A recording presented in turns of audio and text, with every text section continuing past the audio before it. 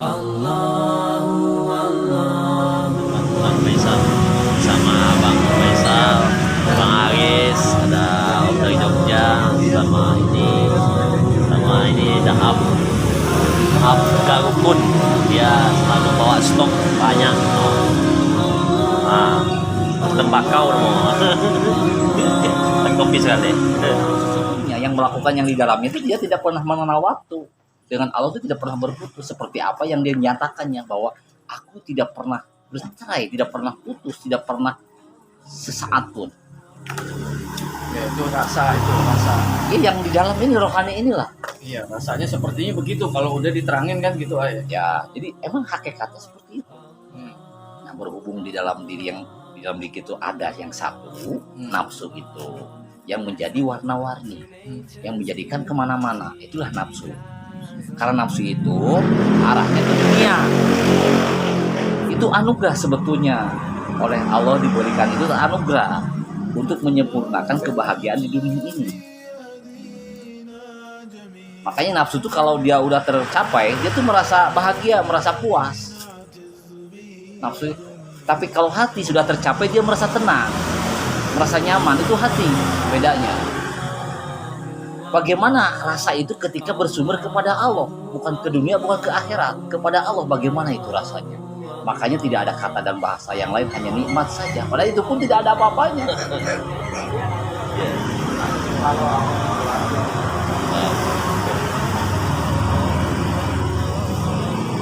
Padahal kita tidak melakukan apa-apa, hanya diam saja, hanya dengan Allah saja. Kenapa hati itu menjadi nyaman yang tidak bisa diungkapkan? Ketika kita melakukan suatu kebaikan, kita merasakan rasa itu ada. Ketika kita melakukan kesalahan, rasa pun ada. Ya, betul. Tahu kan kita?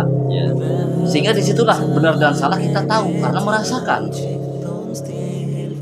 Kebaikan dilakukan beginilah rasanya. Salah yang dalam beginilah rasanya. Karena yang mengetahui sesungguhnya adalah rasa. Sehingga kita jadi ke bawah tahu karena rasa itu yang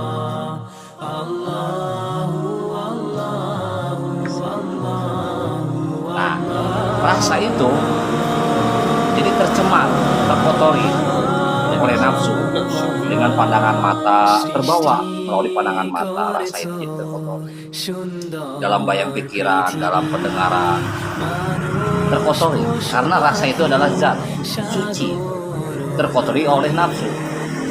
Pandangan dipenuhi dengan nafsu jadi kotor, rasanya itu lucu. Pikiran ngeras, rasa jadi ngeras.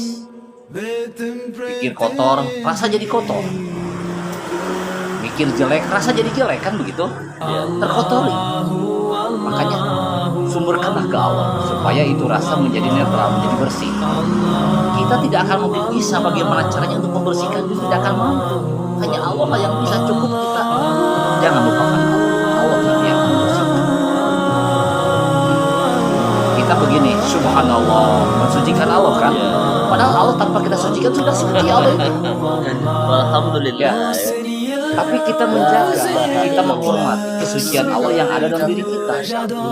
Membersihkan kita, subhanallah, maha suci Allah. Padahal kita menuju ke yang ada dalam diri. Sehingga kita terbawa suci, terbawa bersih gitu. Jadi Allah lah yang akan membersihkan. Yang ada kesadaran kita bahwa kita ini manusia. Allah pun tahu, tidak luput dari salah dan jelek. Allah tahu itu semua, karena itu dari Allah. Jadi kita perlu bisa, nggak perlu apa, cukup disadari saja. Nah, cukup jangan disesali. Kenapa disesali? Disadari. Kenapa pemberian Allah disesali? Kenapa pengen yang enak, yang bagus saja yang disesali? Jangan menyesali. Terima saja baik dari Allah. Makanya baik belum ada di kita kan. Makanya harus sayang lagi.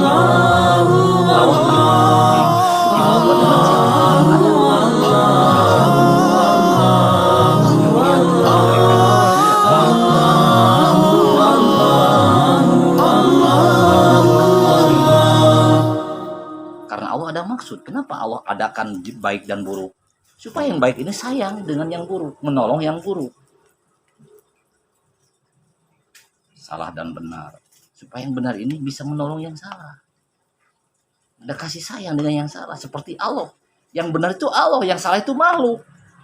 Sesungguhnya seperti itu. Artinya salah itu lemah, tidak berdaya. Sehebat apapun kekuatan salah tetap lemah, tidak punya kekuatan apa-apa. Percaya nggak? Yakin. Contohnya gini, lakukanlah kesalahan situ. Mau dibawa ke sidang manapun yang namanya salah tidak ada kekuatan apapun. Kecuali zaman Itu dengan rezim hukum ini, manusia, apalagi hukum Allah. Rezim ini salah Jadi diwakilkan. itu hanya nama sebetulnya, mah. Hmm. Jadi benar salah itu mengumpamakan itu sebetulnya adanya Allah yang pencipta, adanya makhluk yang diciptakan. Iya. Yang diciptakan Allah itu sifat itu lemah, tidak berdaya. Allah lah yang kuasa. Itulah yang dikatakan benar dan salah. Itu hanya nama saja. Kenapa jadi persoalan? Karena tidak memahami, tidak mengetahui itu semua. Iya, maksudnya Makanya ada kata, ya salah itu yang saya miliki, benar dari Allah. Gitu ya. Penutup doa. Ada bahasa gitu, tapi dia Iya. sendiri nggak ngerti, cuma ngomong aja, iya, Dia makanya mengerti. nggak disadari kan. Maka setiap Makanya kenapa ketika kita kebiasaan harus bisa kebiasaannya kita itu mendiamkan diri itu, merubahnya itu karena begini, kita ini lemah, kita ini tidak tahu apa-apa, tidak punya apa-apa, tidak bisa apa-apa, udah diem. Kitanya jangan muncul terus, berperan terus. Bisa apa?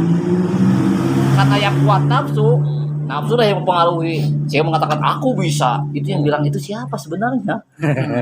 Kalau enggak denganku kamu tidak akan bisa. Iya. Sebetulnya itu yang pantas mengatakan itu siapa? Allah. iya Allah itu kan Nafsu itu menguasai semua. Sekarang kan dia yang ada di dalam diri ini. ada dirasa sendiri masing-masing. Jadi nafsu itu pengen menguasai semua. Seakan-akan dialah yang ada. Gitu. Iya.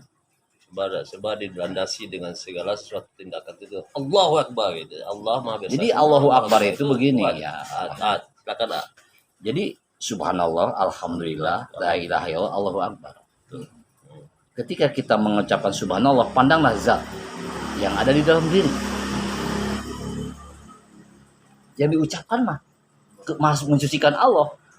Ya, Ya. tapi syariatnya itu yang ada di diri. Pokoknya yang ada urusannya dengan Allah itu ada sangkut pautnya dengan yang ada dalam diri. Urusan Allah tuh dirinya sendiri, betul nggak? Betul. Pokoknya gini nih, garis bawah nih, pahami benar. Iya. Apapun itu, urusan dengan Allah itu urusan dirinya sendiri. Pahami itu. Berarti urusan dengan Allah itu hanya urusan dirinya sendiri. Yang ada dalam dirinya itulah urusan dengan Allah. Makanya Allah hanya melihat yang di dalamnya, tidak melihat tidak ada urusan yang di luar itu dengan Allah.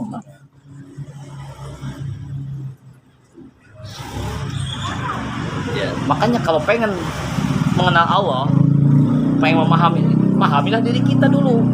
Kenalilah diri kita dulu. Makanya pantas ada pepatah man arafah nafsahu itu ya benar itu.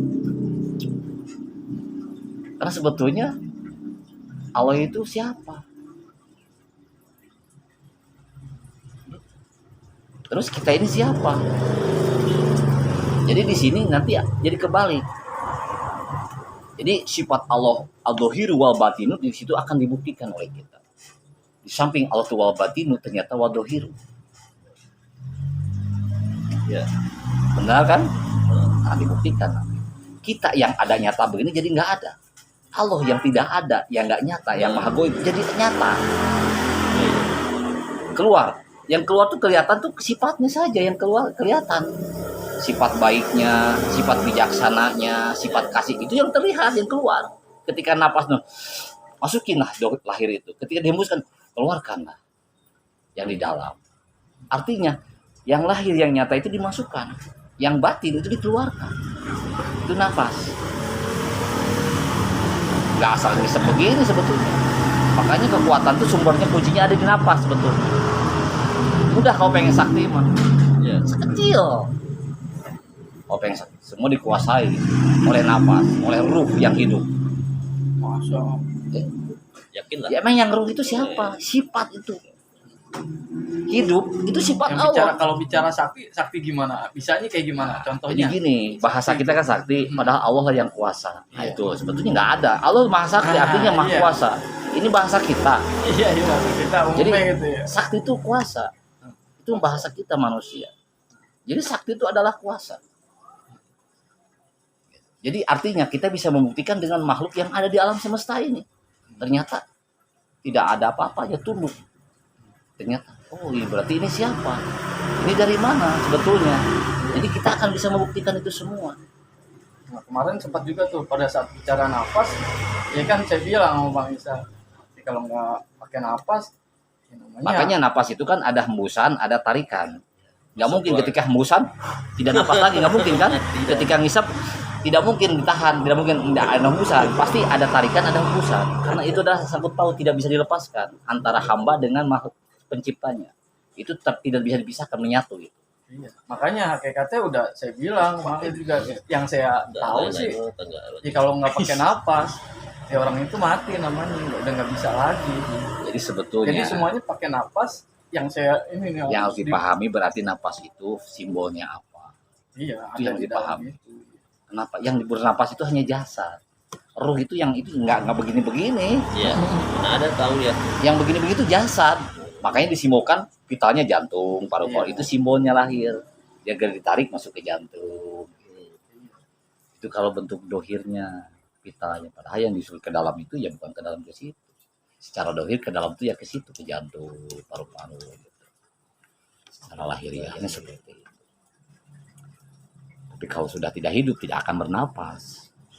Karena yang hidupnya tidak ada. Karena simbolnya napas itu yang hidup. Makanya napas karena ada yang hidup. Siapa di belakang kehidupan? Udah itu mah nggak bisa dibantah. Nantilah. Jadi Makanya gini. pakai nafas. Jadi ini kan hanya sharing ya. Nanti mah kalau ketika Allah sudah menghendaki membuka semua, kita akan tahu semua. Semua akan terbukti. Oh, begini. Menyaksikan sendiri. Jadi bukan kata orang, bukan katanya. Jadi kita kan pembahasan baru satu. Zat nih tentang Allah. Nah kalau udah kena sifat Nur Muhammad, ini udah menyangkut semua makhluk ini. Iya. Kalau materi sudah masuk ke sini. Berhubung kita masih di sini, jadi tidak lepas dari yang tetap di sini dulu, yang Iya. pengenalan Allah dulu. Jadi belum masuk ke sini materinya. Kalau udah masuk ke materi Nur Muhammad, itu udah masuk dengan diri, artinya sudah meliputi dengan makhluk yang lain. Maka muncul semuanya, maka terlihat. Itulah pembuktian Allah itu dengan Muhammad. Kekuasaannya, ilmunya, segalanya, karomahnya, rahmatnya apa itu dengan lewat Muhammad. Semuanya lewat Muhammad. Nggak mungkin Allah langsung. Penempuhannya gimana tuh? Itu mewakili Muhammad, itu mewakili Allah. Itu Penempuhannya gimana? Ya nanti kan ada Apa dengan pembelajaran, zikir? jadi ada materinya lagi yang disampaikan. Jadi cuma Bertahap dulu lah. kalau di situ banyak amalan yang dijalankan. Oh, jadi dengan amalan. Yang amalan kalau meliputi sudah ke situ. Iya. Kalau di dalam zat, artinya pengenalan Allah itu tidak ada amalan. Amalan cuma satu saja. Ya. Pernyataan itu menyatakan bahwa itu semua itu bukan dari mana-mana, dari Allah. Iya. Amalan itu perjalanan bukan yang dibilang. Jadi Nanti amalan ada itu perjalanan sebetulnya juga yang ya, disebut perjalanan amalan itu itu karena kitanya yang mendawamkan. Sebetulnya isinya hanya pernyataan. pernyataan yang Jadi pertama itu menjadi suatu pernyataan karena terdengar diucapkan itu pernyataan. Lama-lama pernyataan itu dinyatakan. Gitu. Jadi nyata. Gitu. Ini awalnya saya cuma mendengar saja. Artinya pernyataan yang didengar itu pernyataan. Omongan. Lama-lama omongan itu dinyatakan, dibuktikan. Jelas gitu. omongan mana nih yang didapat itu yang dinyatakan. Kan nggak Pokoknya semua omongan. apapun itu yang namanya diucapkan itu pernyataan. Jadi omongkan itu pernyataan. Ya. Iya, betul. Diomongkan pernyataan emang. Iya. Siapa yang Iya, ngomongin? itulah disebut menyatakan saya itu diomongkan. Nah, ini Allah punya maksud tujuan. Gitu. Diturunkan ruh ini nih ke wadah jasad ini, Allah ada maksud. Hai ruh, kamu nanti ketika aku turunkan, aku satukan dengan jasad yang namanya si A, si B. Kamu begini. kamu begini. Tahu saat itu mah. Ya Tuhanku. Ya Tuhanku mengenal. Ketika Allah tiupkan, Allah masukkan, jadi perjalanan ruh itu ke dalam jasad itu selama 220 hari, 3 bulan, 4 bulan. 4 bulan. Makanya jabang bayi itu ketika 4 bulan hidup kan. Iya, iya. Nah, itu perjalanan ruh itu perjalanan 120 hari. Tak masuk langsung. Hidup dia. Iya. Itu 4 bulan. Ketika muncul janin dari 1 hari sampai 1 bulan, sampai 2 bulan, 3 bulan. Nah, itu Allah tahu bahwa jabang bayi ini bakal masuk karena Allah tuh Maha mengetahui. Ketika itu tumbuh janin, tak udah Allah siapkan ini. Ya kan? Udah Allah utus. Iya. Nah, sampai perjalanan ini sampai 4 bulan, 220 hari tak masuk langsung. Hiduplah ini. Penciptaan manusia. Nah, di situ udah lupa udah. Dengan Allah udah lupa. Udah nggak kenal lagi. Tuh. Ketika udah menyatu dengan jasad, lupa dengan Tuhannya. Di alam rahim, dia beradaptasi dengan alam rahim. Di situ ada malaikat yang menjaga. Berkomunikasilah dengan malaikat di situ. Malaikat hanya menyampaikan amanah saja dari Allah. Wahai jabang bayi, wahai manusia yang ada dalam rahim, sesungguhnya kamu nanti akan terlahir. Kamu bakal gini. Iya. Ketika udah lahir nggak kenal lagi dengan malaikat yang di dalam itu. Apa yang terjadi dalam rahim tidak mengenal lagi. Iya. Apalagi dengan Allahnya dalam ruh. Dia lahir ke dunia, dia merasakan hawa yang baru. Langsung dia menangis. Karena dunia itu hawanya seperti itu. Iya. Digenggam dunia ini. Karena hawa dunia itu sangat panas. Sangat tidak enak hawa dunia itu. Beda dengan dalam rahim, beda dengan alam ruh. Beda ya. Ketika di dunia langsung dia kaget, nangis dia langsung nangis. Jadi saking kalau kita mah dinginnya begini, saking dia ketakutannya begini gitu, takut itu rasanya itu beda si bayi itu karena yang merasakan saat itu ya itulah bayi itu gitu, sampai menangis. Makanya ada bahasa diadanin itu diberi ketenangan. Iya. Adanin dengan kalimat Allah, ayat-ayat Allah, adanin. Allahu Akbar. Jadi mengenalkanlah dengan kebesaran keagungan Allah yang ada. Terus asyhadu alla ilaha illallah, bahwa dia menyaksikan tentang keesaan Allah. Asyhadu anna Muhammad Rasul, dengan utusan Allah Muhammad itu. Jadi diadani. Jadi supaya ada ketenangan dalam sanubari si bayi itu, dalam rasa yang di dalamnya, karena masih bersih. Dia bisa merasakan getaran. Tapi ya tergantung yang ada aneh juga. Tapi ayat Allah ketika diucapkan ada pengaruh. Nah di situ bagaimana orang tuanya, karena itu darah daging orang tuanya. Sebetulnya bayi itu, anak itu bukan siapa-siapa, itu darah dan daging kedua orang tuanya. Jadi bukan siapa-siapa. Darah daging kita itu anak itu. Darah kita daging kita.